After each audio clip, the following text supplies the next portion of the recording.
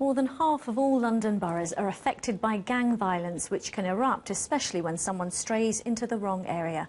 For some young people, the difference between life and death can rest on a postcode.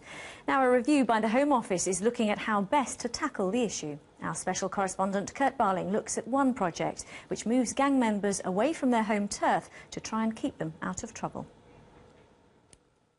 These are the moments at a South London school gate in 2010 when 15-year-old Zach Olumegdon was stabbed to death, a victim of gang-related youth violence. 4 teenagers were later found guilty of his murder. This teenager wasn't involved in that incident. His gang allegiances, though, means he's only agreed to talk with me on condition of anonymity for fear of reprisals.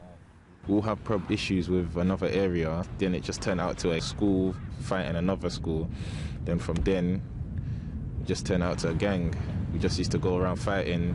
We'll be outside a bus stop, someone will come off a bus that goes to a certain school that we don't like, we'll go around fighting them.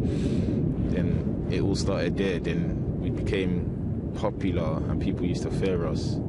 Fear breeds violence, and according to those at the heart of the government's strategic review of gangs, triggered by the 2011 riots, levels of violence are often underreported.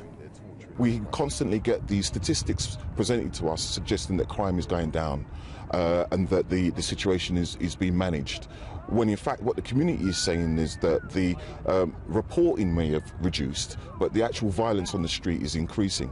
Murders and convictions we hear about. CCTV sometimes catches the perpetrators. Experts broadly agree that the spiral of violence is sucking in ever younger victims. It's getting a lot worse. People around us was dying from a young age. We would have equipment that many people wonder how did we even get hold of at that age. So definitely... Equipment. Yeah, what do you mean equipment? Maybe firearms, knives, all of these types of stuff. It's doing well at the moment. The government's review has been led by people who work with gang members at street level and looked at 18 hotspots for gangs in London where urgent intervention is needed. Getting youngsters out of gangs is the priority, and Southwark Council's Gang Intervention Unit has spearheaded work in this area. The figures that will tell you about a young person or losing their life to gun or knife crime is calculated around about £1.5 million in terms of the criminal justice system, healthcare, etc. Do we really think that actually finding someone some work, moving them into some formal education or employment, employing some mentors in order to provide that service is going to cost us a lot more than that? Some unexpected revelations have also come from this year-long review. It's not just about law and order, but also the risks of long-term psychological damage. Trauma is a big problem, but so is mental health generally. So 1 in 3 young people who offend have an unmet mental health need at the time of offence. And we're seeing trauma, we're seeing clinical depression, we're seeing particularly with 19, 20-year-old males, young people that are beginning to show signs of an early psychotic illness. And we're also witnessing any combination of those difficulties. This is the Southwark team, including ex-gang members, who identify those who are most vulnerable and at greatest risk, and then rehouse them away from their home turf.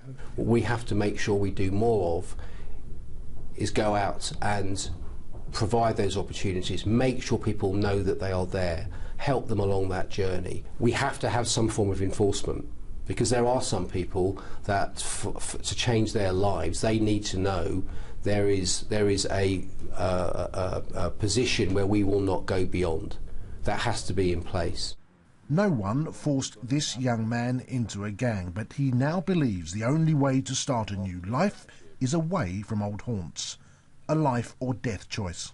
I think 2 of my friends got guilty for murder, so they got 30 years, and I was thinking, I don't want to be in jail. This could have easily been me.